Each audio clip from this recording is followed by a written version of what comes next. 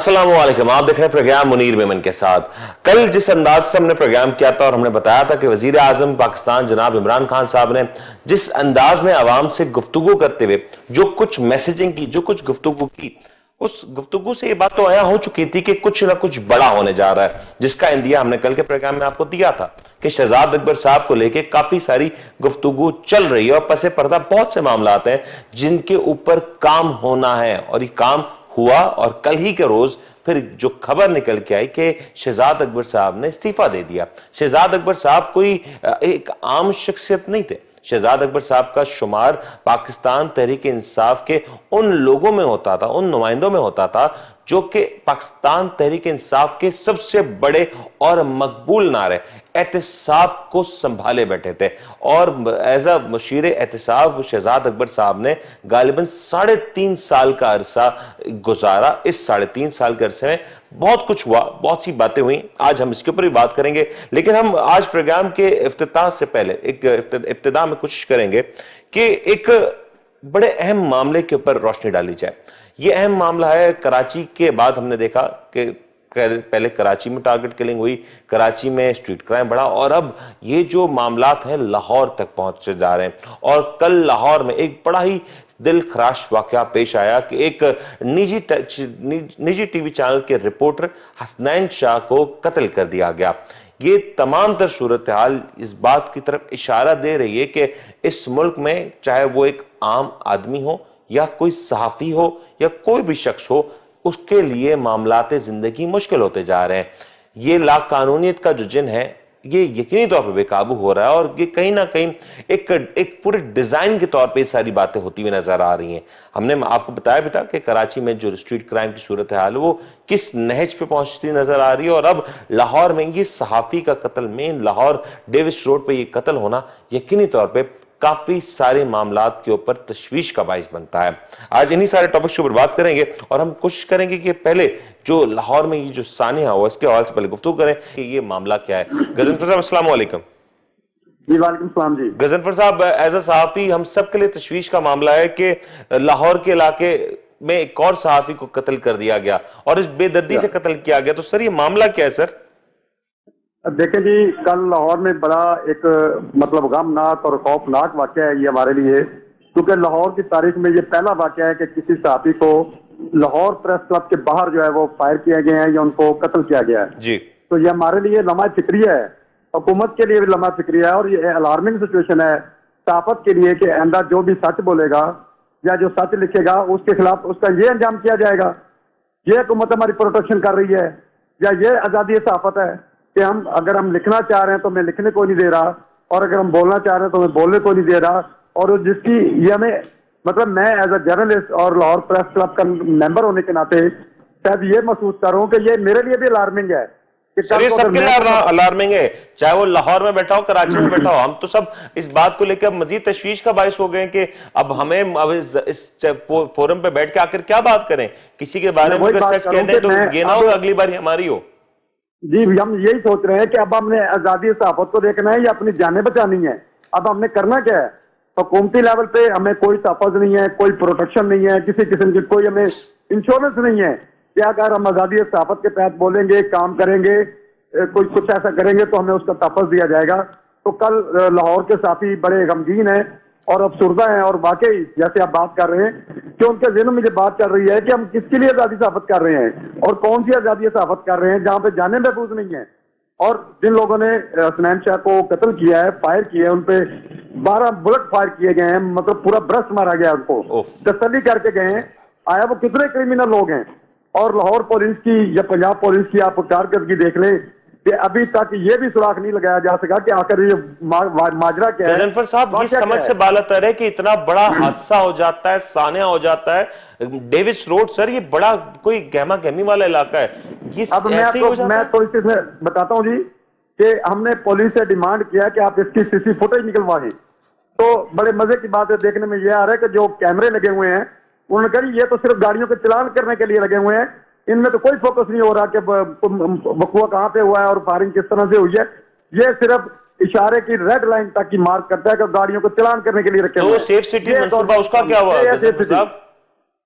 Safe city मंसूबे का क्या हुआ? सेफ सिटी मंसूबे में जो कैमरे नस्ब थे, वो हमने देखा कि लाहौर में अनारकली बाजार में ब्लास्ट होता है तो कोई सेफ सिटी कैमरे की फुटेज नहीं होती, यहां पे ये सानिया हो जाता है, तो फिर ऐसे सेफ सिटी मंसूबे का क्या फायदा जिसके ऊपर अरबों रुपए लगाए गए हों? मैं वही बात कर रहा था कि देखिए ये है सेफ सिटी की कारकर्दगी, कि वो कह रहे हैं ये तो सिर्फ रेड लाइन तक जो है गाड़ी को वॉश कर सकता है, थोड़ी गाड़ी का चलान कर सकता है, बंदा को मर जाए, बम ब्लास्ट हो जाए या कोई वकुआ आ जाए, उसको हम तलाश नहीं कर सकते, ना उसकी सीसीटीवी फुटेज की मदद से कोई हम वकुआ देख सकते हैं। तो ये है कारकर्दगी सिटी फुटेज, मतलब सीसी फुटेज वालों की और सेफ सिटी वालों की। इंतहाई नालायक महकमा और करप्शन से माला माल महकमा है। सर कोई अपडेट हो रही है? 24 घंटे का वक्त से ज्यादा गुजर चुके हैं, पुलिस की तरफ से क्या कुछ कार्रवाई हो रही है? जी बिल्कुल, पुलिस की तरफ से अभी तक कोई कार्रवाई नहीं हुई, कोई रिस्पॉन्स नहीं आया, प्रेस क्लब को कोई बात नहीं बताई गई, ना ही सहाफियों के जो नुमाइंदे हैं उनको कोई बात बताई गई है। सिर्फ ये देखा कि हमने FIR कर दी है और इस पे इन्वेस्टिगेशन हम शुरू करेंगे, काम अभी तक कोई पेशरफ्त नहीं है इस पे। और प्रेस क्लब का अगर मैं कहूं तो प्रेस क्लब का इस सवाल से क्या रद्द अमल है?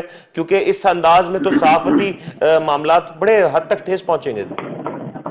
जी सर, प्रेस क्लब ने अपना रोल है प्रोटेस्ट का, वो पूरा कर रहे हैं, वो पुलिस अफसरान के रास्ते में भी हैं। अभी 4 बजे जो पंजाब यूनियन ऑफ जर्नलिस्ट है, उन्होंने मुजाहरा किया बकायदा पुलिस के खिलाफ के 24 घंटे गुजरने वाले हैं और अभी तक आपने इस पर कुछ नहीं किया।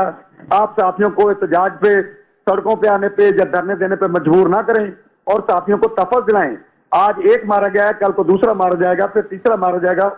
रिस्पॉन्सिबल कौन जिम्मेदार होगा साथियों का? कौन उनकी जान बचाएगा? कैसे वो काम करेंगे, कैसे वो जॉब करेंगे, कैसे वो ज़ाबत करेंगे? ये बिल्कुल अहम मसला है और यकीन तौर पर गजनफर साहब आपका जो गम गुस्सा है वो बिला वजह नहीं है, इसके पीछे यकीन तौर पर बड़ी गहरी वजह है। और बहुत बहुत शुक्रिया आपके वक्त का, क्योंकि एक बड़ा मुश्किल मरहला है खासतौर पंजाब में जो मौजूद हमारे लिए बड़ा अफसोसनाक है, बड़ा हमारे लिए तो टारगेटेड है।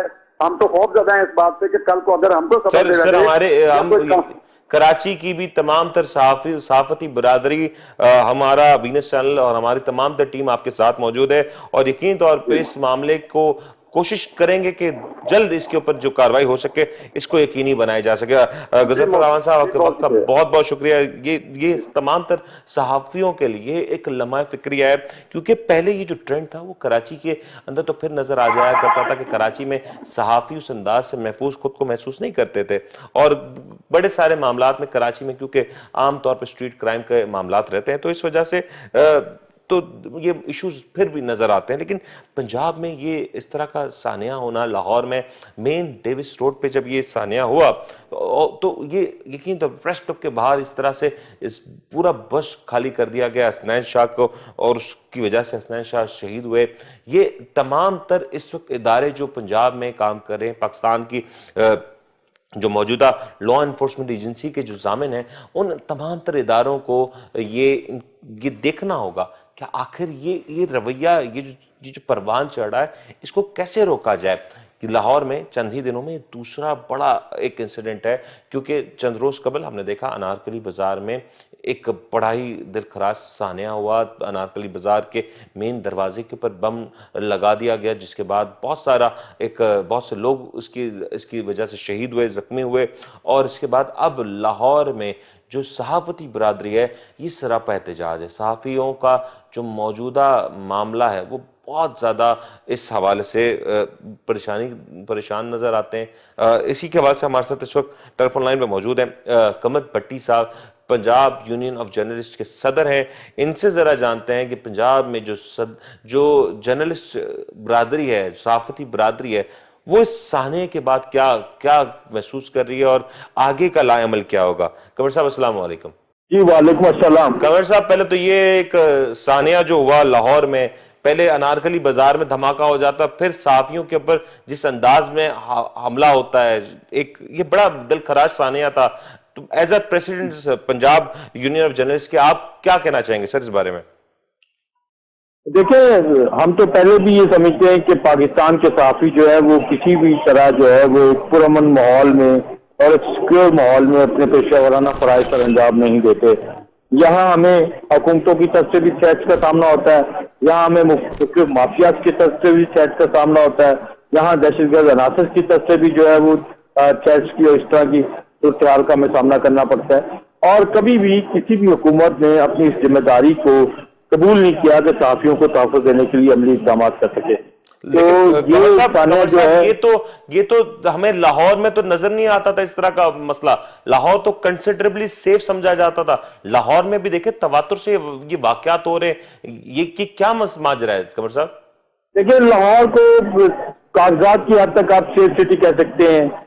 यहाँ पे जितने प्रोजेक्ट्स होते हैं, मैं देखता हूँ हुकूमतों के बहुत सारे प्रोजेक्ट जो होते हैं, जो बनाए जाते हैं कि ये लाहौर के अंदर हम सेफ सिटी के तौर पे कैमरे लगा रहे हैं, ये लाहौर को बिजली के हवाले से ओवरबर्डन बचाने के लिए ये जो है वो प्लेट्स लग रही हैं और वो सोलर के प्रोजेक्ट हो रहे हैं, ये फलां जगह के ऊपर ये फलां प्रोजेक्ट हो रहा है। लेकिन अमली तौर पर जब हम देखते हैं तो वो सारा कुछ जो होता है ना, वो बिल्कुल आप कह लें करप्शन की नजर हो रहा होता है सारी चीजें। अब ये सेफ सिटी के इस कैमरे की अगर मैं बात करूं तो ये कैमरा रात हमारे सामने जो है वो सेफ सिटी की गाड़ी जो थी उन कैमरों को ठीक कर रही थी। इट्स मीन कि कैमरे यहाँ पे प्रॉपरली काम नहीं कर रहे थे। इसका तो वादे मतलब ये है। और अभी तक भी जो भी फुटेज और जितनी भी फुटेज के बारे में हमारे पास इत्तलात आई हैं वो यही है कि वो फुटेज में क्लियर नहीं आ रहा। दिन दिहाड़े ये वाकया हुआ है, दोपहर का 4:30 का वक्त है, बिल्कुल क्लियरली लाइट जो है वो क्लियर है, सब कुछ नजर आ रहा है। लेकिन अगर उसमें भी वो कैमरों की नजर में नहीं आ रहा, इसका मतलब कि कैमरे नहीं काम कर रहे थे। कमर साहब, ये तो और तशवीश का मामला है ना कि अगर दिन दिहाड़े प्रेस क्लब के सामने लाहौर डेविस रोड पे अगर ये किसी भी शख्स को इस तरह से निशाना बना दिया जाता है तो ये तो मजीद तशवीशनाक मामला है, ये तो मजीद सवालात खड़े कर रहा है। ये बिल्कुल तशवीशनाक मामला है, क्योंकि ये जो एरिया है ये हाई अलर्ट एरिया है। प्रेस क्लब है, इसके साथ गवर्नर हाउस है, साथ अमेरिकन कॉन्सुलेट है, साथ नादरा का दफ्तर है, साथ पीटीवी का दफ्तर है, साथ रेडियो पाकिस्तान है। बिल्कुल, जहाँ ये वाकया हुआ वहाँ पे रेंजर्स की सिक्योरिटी का एरिया है, जो आपके अमेरिकन कॉन्सुलेट को जो है वो सिक्योरिटी फराहम करते हैं, वो लोग यहाँ पे साथ डिप्यूट है, उनके लिए यहाँ पे रिहाइश है। तो ये सारा एरिया जो है ये बिल्कुल हाई अलर्ट एरिया है। डेविस रोड है, यहाँ पे दफातर है, मेन अखबार के दफातर है, प्रेस क्लब है। इस एरिया में और प्रेस क्लब के सामने कत्ल कर देना, इसको तमाम साथी जो एक मैसेज के तौर पे ले रहे हैं कि ये जो है ये कोई आम कत्ल नहीं है, ये एक क्राइम रिपोर्टर को कत्ल किया गया है ना, कि साथियों को कि मैसेज दिया गया है कि फिर अपनी जबाबंदी की जाए और सच ना लिखा जाए। यकीनन इसको अगर गवर्नमेंट कहती है कि टारगेट किलिंग है तो हम ये कहते हैं कि टारगेट किलिंग भी है, तो उसके भी कोई डॉक्यूमेंट चीजें वो सामने लाई जाए। कौन कौन लोग थे जो उसके पीछे थे, उनको गिरफ्तार किया जाए, वो को बेनकाब किया जाए। और ये तो सारी सूरत जो वो दायर सर, अभी कमर साहब ये बताएं कि पुलिस का क्या मौकफ है और पंजाब में वजीर आला साहब इस तमाम तर वाकये के ऊपर क्या रद्द-ए-अमल रखते हैं? देखिए, आज जनाजे के मौके के ऊपर पंजाब हुकूमत के तर्जुमान जो है हसनैन खान खावर साहब वो आए थे और उन्होंने भी इसके ऊपर गहरी तशवीश का इजहार किया। उनका कहना था कि ये इसको बिल्कुल एक मैसेज समझते हैं हुकूमत के लिए भी और सहाफियों के लिए भी, और इसको गवर्नमेंट सीरियस लेगी। लेकिन हम कहते हैं कि आप ये जुबानी जमा खर्च ना करें। आप जनाजे में आए, यकजहती किया, सहाफियों से भी इज़हार रंजो-गम किया, लेकिन इसकी अमली शक्ल हमें दिखाएं।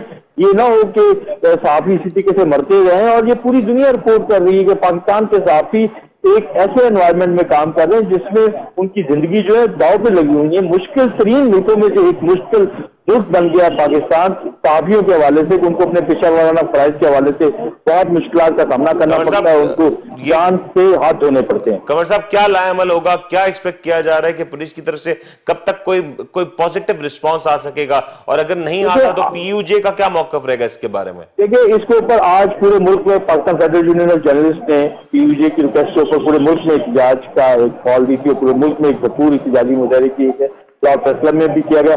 और आज हमने यहाँ पे लाहौर प्रेस क्लब की बॉडी के साथ मिलकर एक मुशावरती अमल किया जिसमें ये तय पाया कि तमाम सहाफी तंजीमें जो है इसके ऊपर मुतफ़िका लाए अमल के साथ आगे बढ़ेंगी।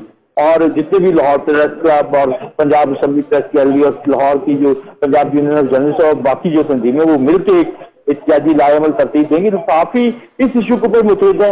हमारे अंदर कोई ग्रुपिंग नहीं है, हमारे अंदर किसी किस्म की कोई ऐसा मसला नहीं है। हम सब इस इशू के ऊपर मुतहद है, मुतफिक है। हमारा ख्याल है कि हमने सबको इसको मिलकर लड़ना होगा इस जंग को, क्योंकि गवर्नमेंट जो है वो डिवाइड एंड रूल और बाकी चीजों के ऊपर, लेकिन जान से ज्यादा कोई चीज अजीज नहीं। और हम अपनी जो ट्रेड यूनियन करते हैं, जो हम अपने प्रेस क्लब में पॉलिटिक्स करते हैं, ये सारी चीजें हम किस लिए करते हैं? अपने लोगों की ताकत के लिए करते हैं। ये सब पार्ट एंड पार्सल है। लेकिन यकीनी तौर पे बात बिल्कुल ठीक कह रहे हैं कि जानों का तहफ्फुज यकीनी बनाना यह हुकूमत वक्त की और कानून नाफिज करने वाले इदारों की जिम्मेदारी है। और ये जिम्मेदारी में अगर किसी किस्म की भी चूक होती है तो ये जो खमियाजा है वो बहुत बड़ा भुगतना पड़ता है। कमर भट्टी साहब हमारे साथ टेलीफोन लाइन पे मौजूद है। यकीन तौर पर कमर भट्टी साहब जो कि सदर है PUJ के, पंजाब यूनियन जर्नलिस्ट के, वो अपना मौकफ दे रहे थे। और ये मौकफ देते हुए ये बात यकीनी तौर पर कही जा सकती है कि पंजाब समेत मुल्क भर के सहाफी इस मामले के ऊपर काफी ज्यादा मुत्तहिद नजर आते हैं कि सहाफियों का जिस अंदाज में कत्ल हो रहा है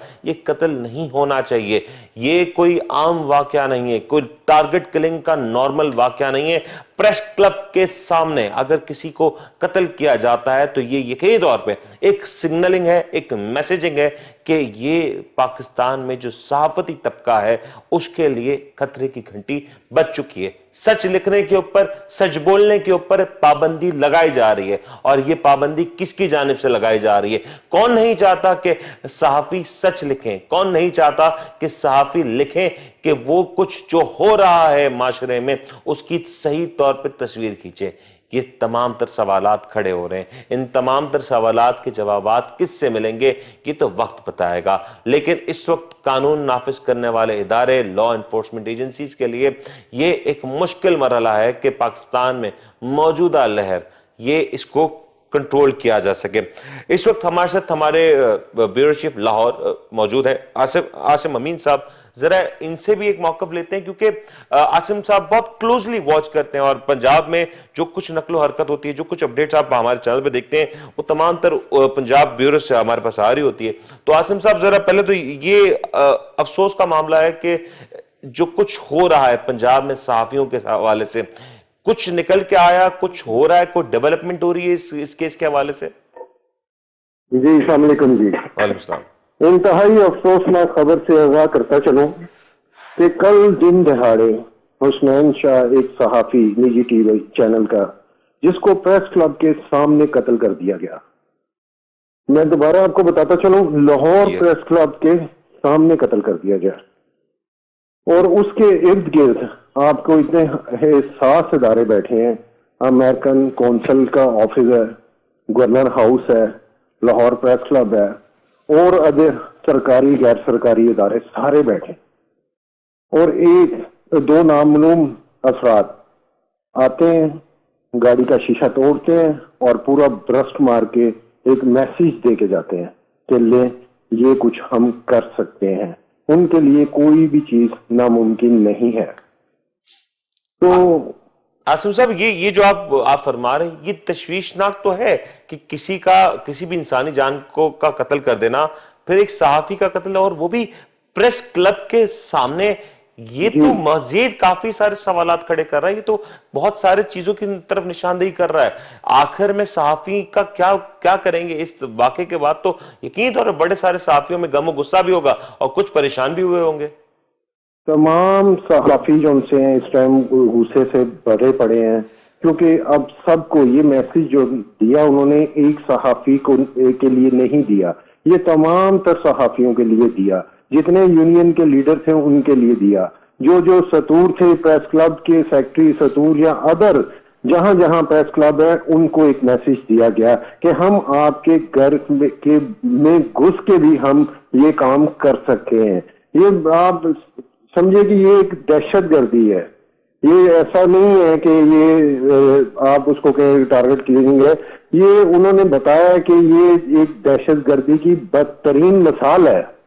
आसिम साहब लेकिन ये तो और तशवीशनाक है ना। गुज़िश्ता हफ्ते हम और आप इसी प्रोग्राम में बात कर रहे थे कि लाहौर में अनारकली बाजार पे जो सानिया हुआ, उस वक्त भी यही सवाल आया कि सेफ सिटी मंसूबा आखिर क्या था? सेफ सिटी मंसूबे के तहत जो कैमरे नस्ब किए गए थे वो कैमरे क्यों नहीं चल रहे थे?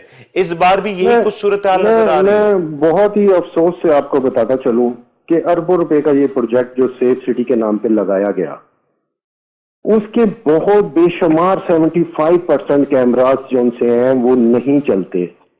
बेशुमार ऐसे माजी में वाकयात हुए हैं जिसकी फुटेज जो सी है, कुछ कैमरों की जो मेन शहर है, माल रोड हो गया, जेल रोड हो गया, एयरपोर्ट रोड हो गया, या ऐसे जो बड़े बड़े जो रोड है सिर्फ उनके कैमरे जो उनसे एक्टिव हैं, उनके अलावा जो भी अदर लिंक रोड पे कैमरे लगे हुए हैं वो कोई भी कैमरा जो उनसे है वो वर्किंग में नहीं है। उसकी बहुत सारी, जब ऐसे अदारों से पूछा जाता है तो उसकी बहुत सारी रीजन वो बता देते हैं, जी वो नेट का प्रॉब्लम हो गया, खुदाई हो गई, वो आज तार टूट गई, आज वो बारिश हो गई, शॉर्ट सर्कट हो गया, सर्कर हो गया, या और कोई ऐसे। ये कैसा सेफ सिटी का मंसूबा हुआ जो कि खुद सेफ नहीं है? आसिम साहब, ये तो बड़ा मजे का खेस बात है कि सेफ सिटी का मंसूबा खुद सेफ नहीं है, तो फिर वो लोगों की सेफ्टी कैसे इंश्योर कर सकता है? जी देखिए ना, आपके कल का ये ऐसा सानिया था जो प्रेस क्लब के सामने हुआ, और जिस जगह इस उस्मान शाह को कत्ल किया गया उसके बिल्कुल ऊपर 4 से 5 कैमरे लगे हुए हैं, और वो अब 24 घंटे गुजरने के बावजूद सहाफियों ने आईजी पंजाब और सीसीपी लाहौर से पूछा है कि आप हमें इनकी फुटेज दें कि आपने क्या वर्किंग अभी तक की, लेकिन उनका कहना था जी अभी जो चीजें हैं वो चल रही हैं, अभी हम आपको नहीं बता सकते, क्योंकि बताना क्या था उनके पास कोई ऐसी, मेरे ख्याल ये कैमरे एक्टिव ही नहीं है कि वो उन मुलजमान को देख सकें कि वो किस साइड पे उन्होंने मूव किया है, कहां से कहां गए हैं, कहां से कहां नहीं गए, अभी तक कुछ सामने नहीं आया। ये बड़ा अफसोसनाक और तशवीशनाक मामला है कि पंजाब में सबसे बड़े शहर लाहौर में ये जो मंसूबा है, जो कि सेफ सिटी का मंसूबा है, जिसको सेफ्टी लोगों की इंश्योर करनी थी, आखिर खुद ये सेफ नहीं। आसिम अमीन साहब हमारे ब्यूरो चीफ लाहौर हमारे साथ इस वक्त टेलीफोन लाइन पर मौजूद थे, और यकीन तौर पे जो कुछ इस वक्त पंजाब में मौजूद सहाफियों का जो रद्द-ए-अमल है वो बिल्कुल जायज़ है, क्योंकि सहाफियों को इस अंदाज में टारगेट करके कत्ल करना, इस अंदाज में सहाफियों को की ज़बाबंदी करना, ये तो किसी भी माशरे का हुस्न नहीं हो सकता, किसी भी माशरे का हिस्सा नहीं हो सकता। ये सवालात खड़े करेगा कि क्यों पंजाब में या पाकिस्तान के दीगर शहरों में सहाफियों के साथ अगर इस तरह के मामलात हो रहे हैं तो आखिर वजह क्या है? और पाकिस्तान के तमाम तर इदारों को, लॉ एनफोर्समेंट की जिनकी जिम्मेदारी है, उनको इस बात का जवाब देना होगा कि आखिर इस मुल्क में अगर इस तरह के प्रोजेक्ट्स इस अंदाज में नाकाम हो जाएं, जिनके ऊपर आवाम का टैक्स का अरबों रुपया खर्च हो जाए, तो फिर आखिर उसका जिम्मेदार कौन है? फिर तो कोई भी दहशतगर्दी की कार्रवाई करना चाहे तो महज सेफ सिटी के जो कैमरों के नीचे एक छोटा सा खड्डा खोदते, उससे उसकी तारें डैमेज करके और फिर कोई भी किस्म का वाकया रोनुमा किया जा सकता है, किसी किस्म की कोई पकड़ नहीं होगी। तो यही सिग्नलिंग दी जा रही है। यकीनी तौर पे ये सूरत हाल तशवीशनाक है, और उम्मीद करेंगे कि जो इस घिनौनी कार्रवाई में मुलविस अफराद थे उनकी ना सिर्फ जल्द निशानदेही भी होगी बल्कि उन्हें कैफर किरदार तक भी पहुंचाया जाएगा। प्रोग्राम में एक और हिस्से को भी शामिल करते हैं, शहजाद अकबर साहब का जो मामला हुआ। हमने कल के प्रोग्राम में बताया भी था कि किस अंदाज से शहजाद अकबर साहब की परफॉर्मेंस रही, और प्रोसिक्यूशन का जो अमल है जो कि हुकूमत की तरफ से होता है, उसमें शहजाद अकबर साहब का क्या एक किरदार रहता है, क्या परफॉर्मेंस रहती है, उसके ऊपर बात करेंगे। क्योंकि शहजाद अकबर साहब ने इस्तीफा दे दिया गया, अभी इस्तीफा दिया गया या ये इस्तीफा लिया गया, ये तो हम कहने से नहीं समझते। जो कुछ है डॉक्यूमेंटेड वो तो यही है कि इस्तीफा दे दिया गया। इस इस्तीफे के पीछे की कहानी क्या है, इसके ऊपर गुफ्तगू करेंगे। एक ब्रेक लेते हैं, ब्रेक के बाद हाजिर होते हैं।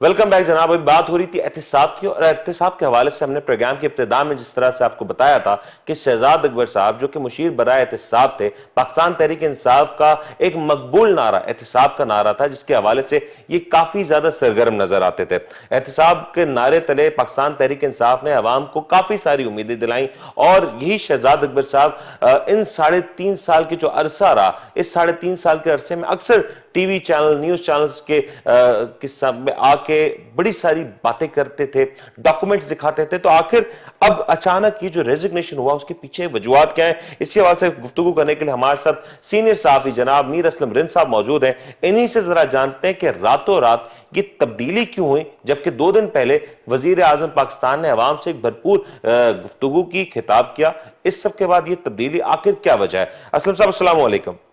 वालेकुम सलाम, तमाम नाज़रीन को मेरा सलाम हो। असलम साहब वालेकुम सलाम। पहले तो ये बताएं कि वजीर आजम पाकिस्तान की जानिब से कौम से गुफ्तगू होती है, खिताब किया जाता है, मसाइल सुने जाते हैं, और महज 2 रोज बाद ही मुशीर बराए एहतिसाब पाकिस्तान तहरीक इंसाफ की काबीना का मुशीर, इस अहम ओहदे का मुशीर इस्तीफा देके चले जाता है। असलम साहब ये क्या माजरा है? जैसा कि आपको पता है कि तहरीक इंसाफ के एक MNA ने कुछ दिन पहले असेंबली में एक तकरीर की थी। उन्होंने कहा था कि जो पहले रो में बैठे हुए 3 सीटों पर जो लोग बैठे हैं, इन तमाम को जाए नाम ECL में डाला जाए, क्योंकि ये कल सब यहाँ से भाग जाएंगे। और उनमें जो है ना शहजाद अकबर साहब का नाम भी नुमाया था।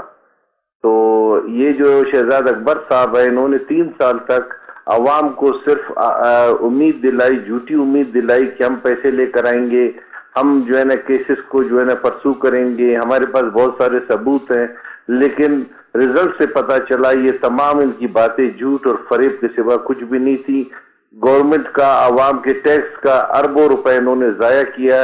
इन्होंने एक केस में भी जी मुस्बत हिकमत अमली नहीं दिखाई, जिसकी वजह से आज जो है ना ये हुकूमत को भी शर्मिंदगी का सामना करना पड़ा।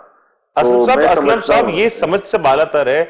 आप कह रहे हैं परफॉर्मेंस नहीं दिखाई। शहजाद अकबर साहब तो हर रोज टीवी स्क्रीन पे आके रात 8 से रात 10 बजे तक मुताबिक प्रोग्राम्स में बैठ के बातें किया करते रहे हैं कि ये होने जा रहा है, वो होने जा रहा है, मुल्क का पैसा यहां से लूटा जा रहा है, फला मुल्क से मुआहिदा हो गया, फला मुल्क से मुआहिदा हो गया है, कुछ लोगों को वतन वापस ले आया जाएगा, कुछ लोगों का पैसा वापस ले आया जाएगा। सर 3.5 साल तकरीबन रोज ये बातें होती रही हैं।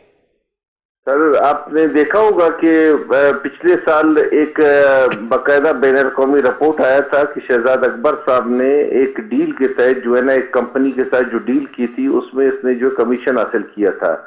जो लोग इस मुल्क पे ऐसे मुसल्लत किए जाएं जिनका अवाम में कोई हैसियत नहीं है, जो इलेक्शन ना लड़ते हों, जो अवाम में वापस कल जिसने जाना ना हो, ऐसे लोगों का क्या भरोसा।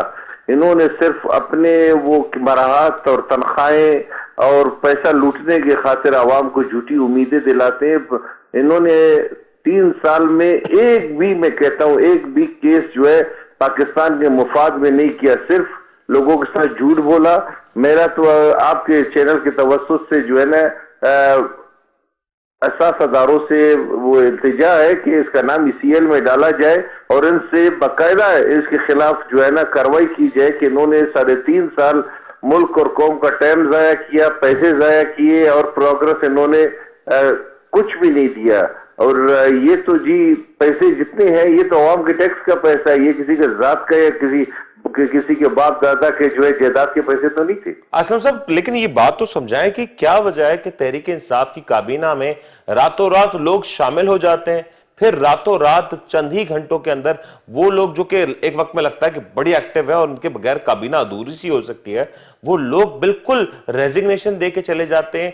कि क्या माजरा है? माजी में तो इस तरह से तब्दीलियां होती हुई नजर नहीं है। और सवाल तो ये होगा कि अगर इसी अंदाज में तब्दीलियां होंगी तो आखिर में 5 साल बाद अवाम अकाउंटेबल किसको ठहराएगी, किससे सवाल पूछेगी कि आपने 5 साल के अरसे में क्या परफॉर्म किया। एक वजारत के ऊपर मुताबिद लोग तब्दील हो रहे हैं। सर पाकिस्तान में पार्लिमानी निजाम राइज है। इस पार्लिमानी निजाम के तहत लोग इलेक्ट होकर आते हैं और अवाम को जवाबदेह होते हैं। आइंदा फिर उन्होंने अवाम के पास जाना होता है।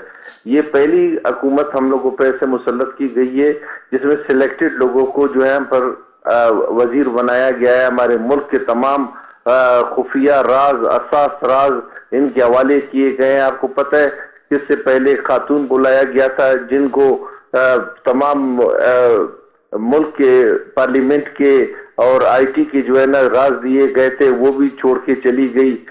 एक और शहजादा था जिन्होंने रिंग रोड पे जो है तकरीबन अरबों रुपए की करप्शन की, उनका भी वो जो है ड्यूल वो पासपोर्ट था, वो अमेरिका वापस बरतानिया भाग गए, उनका भी बाता पता नहीं।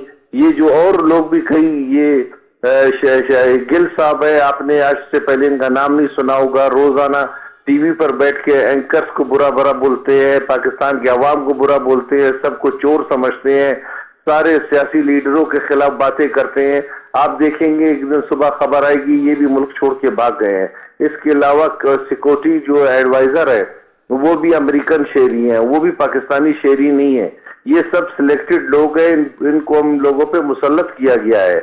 और एक दिन रात को आप देखेंगे कि सुबह जो है ये सब मुल्क छोड़ के भागेंगे और इस मुल्क को सबसे बड़ा नुकसान पहुंचाने वाले यही लोग होंगे और यही जराए होंगे। लेकिन असलम साहब पहले ये समझाया ना कि ये खबर तो आपकी मुझ तक आज पहुंच रही कि ये इस्तीफा दे दिया गया, लेकिन मुस्लिम लीग नून के मुताद्दिद सीनियर रहनुमाओं ने इस बात का नाम लेके इशारा दे दिया था कि शहजाद अकबर साहब अन करीब इस्तीफा देने जा रहे हैं या उनसे इस्तीफा लिया जाने वाला है। सर, मुस्लिम लीग नून को इस बात का कैसे पता चला जो पाकिस्तान तहरीक इंसाफ की काबीना के अंदर की गुफ्तगू है? जी, खाकान अब्बासी साहब बाखबर इंसान है, मुल्क के वजीर आजम रह चुके हैं, लाजमी है उन तक भी जो है इतलात पहुंचती है। ये खबर तो उन्होंने जो है बाकायदा मीडिया टॉक में कहा था कि ये शख्स जो है ये सिर्फ लोगों की पगड़ियां उछालता है, लोगों को गाली गलौज करता है, लोगों की इज्जतें खराब करता है, इसके अलावा कुछ नहीं है। आपको पता है कि खाकान अब्बासी साहब के इस मुल्क पे उनके वालिद साहब के बहुत एहसानात है, वो एक मुखलिस सियासतदान है और इस मुल्क का हमेशा उन्होंने भला चाहा है। वो जो बात करते हैं सोच समझ के करते हैं और वो एक बहादुर इंसान है। उन्होंने बहुत पहले ये कह दिया था कि ये जो बनावटी सिलेक्टेड लोग हैं इनका कोई मुस्तकबिल नहीं है।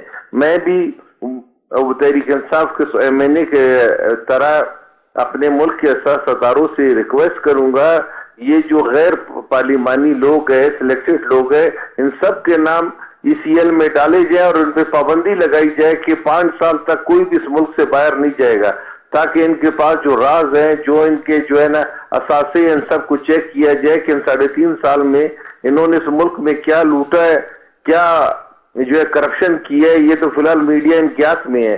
अभी आप इमरान खान साहब का जो परसों का आपने वो तकरीर आपने सुनी होगी, उसमें एक गुस्सा था, एक नाकामी थी, शिकस्त का अंसर था। इसके बावजूद के उन्होंने 3.5 साल से तमाम मीडिया चैनल्स को दीवार से लगा रखा है, तमाम एंकर्स के खिलाफ कार्रवाई हो रही है, तमाम के जो है ना उन पे पाबंदियां लगाई जा रही हैं, फिर भी जो है अपने ये मकासद में कामयाब नहीं हो सके हैं। असलम साहब, जरा आप तो सीनियर सहाफी हैं, काफी अरसे से आप पॉलिटिकल मामलात को बहुत करीबी से देख रहे हैं, जरा ये तो बताएं कि शहजाद अकबर साहब से इस्तीफा लिया गया या उन्होंने खुद ये इस्तीफा दिया, और अगर इस्तीफा दिया या लिया तो उसके पीछे की असल वजह क्या बनी, ये तो बताएं ना असलम साहब। ये आप देखें ना, आपको जो है सियासी तो बसीरत एक अलग बात है, इनकी नाकामियों को देखकर से इस्तीफा लिया गया। इन्होंने वजीर आजम को भी वो आसरे में रखा कि मेरी एहलियत है, साबका अदवार में मेरा एक्सपीरियंस है, मैं जो है आपके लिए बहुत कुछ कर सकता हूँ, मेरी मालूमात में जो है ना लोगों के साथ राब्ते हैं, मेरी शाखें हर डिपार्टमेंट में मौजूद है। लेकिन 3 साल इन्होंने सिर्फ लॉलीपॉप खिलाया, प्रोग्रेस इनका कुछ भी नहीं था। सुनने में आया कि वजीर आजम साहब ने इनसे और 6 और भी ऐसे गुजरा है जिनसे इस्तीफा ले लिया गया है या उनको कह दिया गया है कि आप फौरन इस्तीफा दे दें। ये गुजरा कौन से हो सकते हैं असलम साहब, कोई कुछ इशारा दे सकते हैं आप हमें? ये जिन्होंने मुल्क को इस तबाही के दाने पे लाके खड़ा कर दिया है, चाहे माशी तौर पर, चाहे जो है ना बैन अवी तौर पर, सिर्फ इन्होंने जो है अवाम को झूठे आसरे दिए और जीडीपी का जो इन्होंने शोषा छोड़ा है, अवाम तक तो उसके असरात नहीं है। अवाम में महंगाई का जिन जो है ना पहुंच चुका है। आप यकीन करें कि आप एक रोड पर आप जाएं, हर सफेद पोश आदमी से पूछें उसके घर का जो है ये जो तनख्वाह है ये तो 10 दिन भी नहीं चलता, वो बेचारा कर्जों में जो है गुजारा करता है। हम तो अवाम पर वोट डालते हैं, पैसे वालों को मराहत देते हैं, गरीब पर बिजली, गैस और मुख्तलिफ जराए से टैक्स डालते हैं, पेट्रोल महंगा कर रहे हैं। लेकिन आप खुद इमरान खान साहब ने कहा था मैं IMF के पास नहीं जाऊंगा, जो पेट्रोल महंगा होता है वजीर आजम की जेब में जाता है, अगर टैक्स कम मिलता है तो वजीर आजम चोर है। आज जो है आप 3.5 साल से ताकतवर तरीन वजीर आजम है, आपका क्या प्रोग्रेस है? आप इसका मतलब जो महंगाई आप करते हैं, डॉलर आपने पाकिस्तान के पैसे को डिवेल्यू कर दिया, आपका कहना था कि ये हमें फायदा देगा, लेकिन आप देखिए कि हमारे मुल्क के कर्जे कितने हजार अरब रुपए बढ़ गए, उसका डायरेक्ट असर जो है पाकिस्तानी कौम पे। असलम साहब, सवाल यहाँ पे ये उठ रहा है कि वजीर आजम कई बार अपने वज़राओं में तब्दीली कर चुके हैं, मुशीरों में तब्दीली कर चुके हैं। अब जब ये तब्दीली हो रही तो इस बात को ये तस्लीम किया जाए कि जो इनकी जो टीम है वजीर आजम को सही तस्वीर नहीं देती, और जब वजीर आजम को सही तस्वीर पता चलती है दीगर सरायों से तो वो उनको बरतरफ कर दिया जाता है, यही समझा जाए? नहीं, आप देखें न जी, ना तजर्बेकार लोगों को मुल्क पर मुसल्लत किया गया। ये मुल्क एक तजर्बागार तो नहीं है, आप नायल लोगों को लाकर बिठाए और तजर्बे करें। देखिए, इस माहिर इक्तिसादियात अलहदा होता है, माहिर मुआशियात अलहदा होता है। इस मुल्क पे जो है 74 साल हो गए, अभी तो हमें बहुत आगे जाना चाहिए। हमारे जो हमसाए हमारे बाद आजाद हुए हैं, आज उनका जीडीपी ग्रोथ देखे, उनकी तरक्की देखे, उनके असासे देखे, कितने आगे जा चुके हैं। लेकिन हम तजर्बा कर रहे हैं, इसके असरात ये हो गए। आप देखें, सीपैक बिल्कुल उसका प्रोग्रेस 2% पे पहुंच चुका है, कहा 90% और कहा 2%।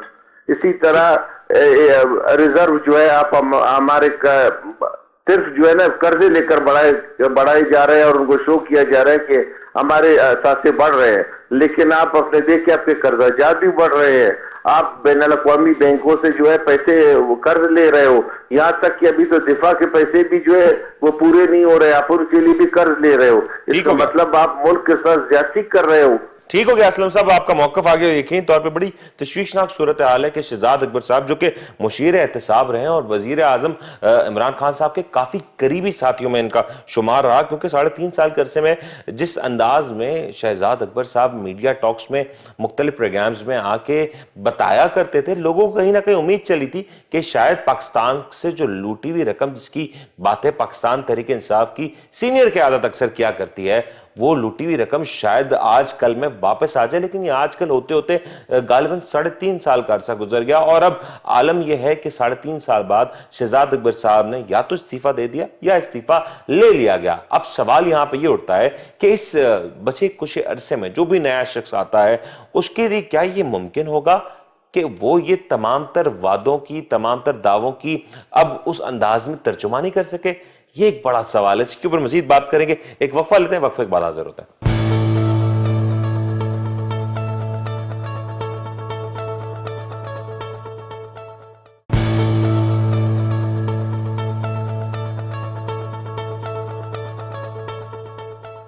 वेलकम बैक जनाब। भाई हम बात कर रहे थे कि किस अंदाज में शहजाद अकबर साहब की एक तरीके से बरतरफी कही जाए या रेजिग्नेशन कही जाए, वो हुआ। लेकिन ये जो तमाम तर सूरत हाल थी, पंजाब के बासर हलकों में तमाम तर चीजें चल रही थी कि कुछ बड़ा होने जा रहा है। इसी हवाले से गुफ्तगू करेंगे। हमारे साथ इस वक्त टेलीफोन लाइन पे मौजूद है फरहान जफर साहब, जो कि प्रेसिडेंट हैं बराबरी यूथ फोर्स के। जरा इनसे जानते हैं कि शहजाद अकबर साहब की बरतरफी को ये किस अंदाज में देखते हैं। फरहान साहब अस्सलाम वालेकुम। जी सर, वालेकुम अस्सलाम। फरहान साहब, इतना बड़ा एक तब्दीली आ जाती है, फैसला हो जाता है, मुशीर एहतसाब शहजाद अकबर साहब जो कि एक वक्त में वजीर आजम पाकिस्तान की आंख का तारा रहे, अब यकदम से ये तब्दीली हो गई। ये तब्दीली को आप पहले तो मुझे बताएं ना, किस अंदाज से देख रहे हैं? बहुत शुक्रिया सर, आपने हमें अपना टाइम दिया। बात यह है कि Shahzad Akbar from the very beginning में, जब से ये 2018 से इनको अपॉइंट किया गया ना, ये बड़े स्मार्ट वाकया हुए हैं। स्मार्ट इस तरह वाकया हुआ कि अब जब इन्होंने अपनी कश्ती भवन में डूबती हुई देखी है ना, तो ये इन्होंने छलांग लगाने का फैसला कर लिया। हाल तो ये भी सुनने में आ रहा है कि खान साहब इनसे खुश नहीं थे या वट एवर, कोई भी बात थी, लेकिन इनसे हकीकी मानों में, जैसे आपको पता है, एक नाअहल हुकूमत हमारे साथ पे मुसल्लत कर दी गई है और इनसे डिलीवर नहीं हो सका। और अल्टीमेटली फिर अब वो बिल्कुल जगह स्मार्टली उन्होंने प्ले किया और चुप करके कश्ती से छलांग लगा दी है कि डूबने से पहले मैं तो बच जाऊं। तो इंशाल्लाह ये आफ्टर ऑल हमारे मुल्क के रिसोर्सेज इन्होंने इस्तेमाल किए हैं। इन्होंने 1 रुपए का भी कोई कौमी खजाने को फायदा पहुंचाया? आप मुझे खुद बताएं कि इन्होंने किया क्या है कि 4 सालों से ये ढिंढोरा पीट रहे थे जी, करप्शन, ये वो, दिस एंड दैट, लेकिन इन्होंने एक भी शहबाज शरीफ पे या किसी पे भी, मतलब जो इनके केसेस इन्होंने बनाए, इवन ये जहांगीर तीन पे भी इन्होंने एक फाइल, मतलब इनके खिलाफ एक रिपोर्ट की थी कि जनाब ये भी करप्ट है। आज तो ये सारे करप्ट हैं, लेकिन इन्होंने बिल्कुल भी। फरहान साहब, ये बात आप बिल्कुल ठीक कह रहे हैं कि रिपोर्टें दी, और ये बात हम भी देखते रहे कि शहजाद अकबर साहब अक्सर मीडिया हाउसेस में जाके, टीवी प्रोग्राम्स पे जाके बातें क्या करते थे कि फला रिपोर्ट तैयार है, फला रिपोर्ट तैयार है, फला मुल्क से उस तरीके के मुआहदे हो गए कि मुल्क का पैसा वापस आ जाएगा। 3.5 साल तक जो शख्स ये बातें करता रहे और 3.5 साल के बाद अगर वो खामोशी से इस्तीफा देके चला जाए, तो 3.5 साल का हिसाब कौन देगा? मुल्क का जो वक्त जाया हुआ, जो रिसोर्सेज जाया हुआ, उसका हिसाब कौन देगा? मतलब उसका साबित में इमरान खान देगा, जो कहता था कि मैं सबसे पहले इनको जेलों में डालूंगा और जेलों से निकाल को नहीं दिया। अब यही शराब इनको रमायतें होते हैं, लोगों को ले जा रहे हैं। और आज की मैं आपको आज ही आई है ट्रांसपेरेंसी इंटरनेशनल की जो रिपोर्ट आई है, पिछले वो हालिया मतलब रिसेंट पास्ट में वो पाकिस्तान बहुत तरीन दर्जे पे पहुंच चुका है करप्शन के वाले से, जिस करप्शन का मुझे पता कि आज के दिन ये ट्रांसपेरेंसी में पाकिस्तान का ये जो CPI इंडेक्स है वो मतलब शाया करना है। इस वजह से उसने पहले ही एक दिन मतलब मुसाफी हो रही है कि ये ना हो कल को ये भी मेरे, हालांकि ये भी अल्टीमेटली इनके ही आता है। आपको लगता है कि शहजाद अकबर साहब को इस बात का इल्म था कि ट्रांसपेरेंसी इंटरनेशनल की रिपोर्ट आएगी और फिर उनसे बड़े दूसरे अंदाज में सवालात हो सकते हैं, तो इससे पहले ही उन्होंने इस्तीफा दे दिया? सर मैंने आपको पहले अर्ज किया कि ये बड़े शातिर दिमाग का इंसान है, ये कोई मामूली इंसान तो था नहीं, इसने बिल्कुल टाइम पे जो है ना अपनी सारी मूव्स की हैं। और ये आपको मुझे जैसे जुल्फी बुखारी साहब निकले हैं, इनका भी हमें पता नहीं चलना, दिनों में मुल्क से बाहर फरार हो जाना है। आपके और मेरे जो अवाम के जो टैक्स पेयर्स जो पैसे हैं हमारे, वो बस इन्होंने जाया करने होते हैं, रिसोर्सेज हमारे जाया करने होते हैं, इनको कुछ पूछने वाला नहीं है। ये सबसे इन सब का जिम्मेदार अल्टीमेटली इमरान खान है, जो सब हर टाइम यही कहता है कि मैं ठीक हूँ बाकी सारे। लेकिन फरहान साहब आप ये देखें ना, आप इमरान खान साहब को जिम्मेदार ठहरा रहे हैं, दरअसल तो ये नुकसान इमरान खान साहब को खुद पहुंचा रहे हैं। ये तो इमरान खान साहब की साख्त है, पाकिस्तान तहरीक इंसाफ का नाम है, कि तो इसको डेंट किया जा रहा है। तो इमरान खान साहब को तो आप खुद भी कहें कि वो भी एक तरीके से इनके सबके हाथों फंसे हुए और गैरगमाल नजर आते हैं। नहीं गैरगमाल है इस सेंस में नहीं है, वो आपको पता है कि वो एक लाडला बना हुआ है, वो एक जैसे वो लाडला बच्चा था जिसकी हर बात कहते हैं जी मतलब इसकी माननी हमने, नहीं तो ये नाराज हो जाएगा। ये इमरान खान साहब का हिसाब वो है। लेकिन ये अभी कुछ पिछले कुछ 2-3 वीक्स में मतलब ये सुनने में आ रहा था कि ये कह रहे थे कि जी वो पता चल रहा है कि वो नॉन लीग के कुछ अहदेदारान ने कहा था कि जी ये कुछ नहीं है इनसे। इसने इमरान खान ने कहा जी ये शहबाज को जेल में डालो, मैं देखना चाहता हूँ, ये कुछ कर नहीं सका। तो ऐसे मतलब ये जैसे बादशाह साहब हम सुनते थे, मुगल बादशाह होते थे कि फलां बंदे से जी बादशाह साहब खुश नहीं है, तो ये कबूल साहब है कि ये खुश नहीं होते, किसी से तोड़ा देते हैं, खुश होते हैं तो रख। इवन मैं देख रहा था कि फवाद चौधरी ने इनको मतलब बड़ा किया है कि बहुत अच्छा आपने काम किया है। एक ट्वीट में ना फवाद चौधरी की मैं ट्विटर पे देख रहा था, तो उन्होंने इनको बड़ा अप्रिशिएट किया जी आपने बड़ा अच्छा काम किया। मैं इनसे सवाल करता हूँ अगर अच्छा काम किया है तो भाई इनको आपने फिर रेजिग्नेशन का वापस क्यों नहीं लिया? इनको रेजिग्नेशन अच्छा तो क्यों कर लिया अगर इनका बड़े अच्छा काम था आपको? और मैनी मोर टू कम। ये लोगों को बेवकूफ बनाना छोड़ दें और लोगों की आंखों में धूल झोंकना छोड़ दें। लोग अब शऊर रखते हैं, उनको अपने अच्छे बुरे की तमीज है। फरहान साहब जरा ये बताया ना कि ये तो ठीक है इस्तीफा हो गया, कहा यह जा रहा है कि ऐन मुमकिन है कि कुछ वजारतों में मजीद तब्दीली हो, कुछ और लोगों से इस्तीफे भी लिए जाएं।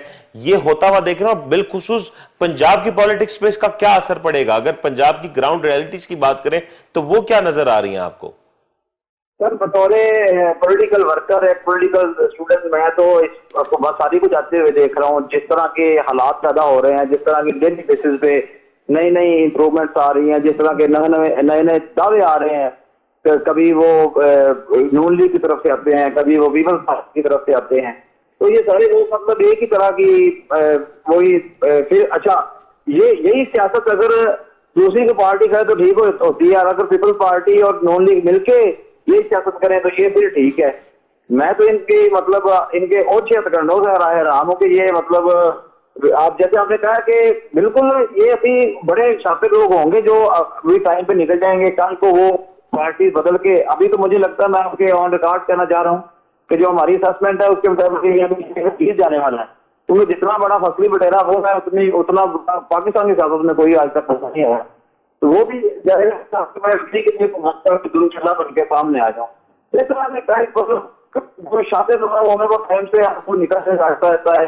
नेक्स्ट कुछ दिनों में आपको पता चल जाएगा कि कौन कौन लोग जाते हैं। ये बड़ी बड़ी बड़ी अहम डेवलपमेंट होगी। बहुत बहुत शुक्रिया फरहान साहब, आपने वक्त दिया और यकीन तौर पे बहुत अहम डेवलपमेंट होने जा रही है, क्योंकि जिस अंदाज में वज़ीर आज़म पाकिस्तान ने आवाम से गुफ्तगू की और खिताब किया और आवाम से जो बातें की, उसके बाद बॉडी लैंग्वेज देख के ये अंदाजा आया कि खान साहब काफी एग्रेसिव मूड में नजर आ रहे हैं और कहीं ना कहीं वो अपने लोगों से भी नाखुश है। उन्होंने बरमला इजहार किया कि महंगाई है और इसके अलावा जो दीगर मामलात हैं, दीगर इश्यूज हैं, उस पर उस अंदाज में काम नहीं हुआ। उन्होंने जुडिशरी के हवाले से भी काफी सारा सख्त अल्फाज इस्तेमाल किए, लेकिन ये बात ऐन उसी दिन समझ आ गई थी कि एक बड़ा मसला रहता है अदालती फैसलों में, वो होता है प्रोसिक्यूशन का, जिसको एक लिहाज में शहजाद अकबर साहब का डोमेन भी है और एहतिसाब की हवाले से वो मुशीर भी रहे। तो ये उसी दिन शायद आया हो चुका था कि शहजाद अकबर साहब की जो हालिया परफॉर्मेंस है या जो कुछ सब्ज बाग दिखाए गए हैं, वो उस लिहाज से वजीर आजम को मुतमईन करने में फिलहाल नाकाम नजर आते हैं। ये बात याद रहे कि पाकिस्तान तहरीक इंसाफ का जो नारा रहा, जो स्लोगन रहा, वो एहतिसाब का रहा, और अगर एहतिसाब का अमल इस अंदाज में ना चलाया जा सके तो पाकिस्तान तहरीक इंसाफ के मंशूर का सबसे बड़ा रुकन जो एहतिसाब है उसकी नफी हो जाती है, और ये पाकिस्तान तहरीक इंसाफ के लिए एक बड़ा सेटबैक होगा। ये सूरत हाल तो नजर आई कि शहजाद अकबर साहब ने 3.5 साल तक अपने पर्क्स को एंजॉय करने के बाद एज ए मुशीर एहतिसाब उन्होंने भरपूर तौर पे इस टाइम को स्पेंड किया, एंजॉय किया और यकीन तौर पे कंट्रीब्यूट भी किया होगा, लेकिन अब वो जा चुके हैं और वो उनकी जो रवानगी है वो हो चुकी है। अब जो नया शख्स आएगा, क्या उसको अकाउंटेबल ठहराया जा सकेगा? ये एक बड़ा सवाल है, क्योंकि इस 3.5-4 साल के अरसे में इतने ही चेहरे बदले हैं कि अब आखिर में जब हम इलेक्शन ईयर में एंटर हो रहे हैं और हमें जब ये देखने में आ रहा है कि जब चेहरे तब्दील हुए तो आखिर वो कौन होगा जो इन सब के जवाबदेही होगा, इन सब के बारे में जवाब देगा? ये सवाल हम सब के लिए उतना ही मुश्किल है जितना एक किसी भी शख्स के लिए हो सकता है कि आखिर इस सब का जिम्मेदार कौन है। जिम्मेदारी का तयन तो होना मुश्किल है। फिलहाल यही नजर आता है कि सूरत हाल मजीद कशीदा हो सकती है, आने वाले दिनों में मजीद इस्तीफे आ सकते हैं। ये इस्तीफे किन के होंगे ये यकीन तौर पर वक्त बता देगा। उम्मीद करते हैं आपको आज का प्रोग्राम पसंद आएगा। अपने होस्ट मुझे इजाजत दीजिए, अपना बहुत बहुत ख्याल रखिएगा। अल्लाह हाफिज।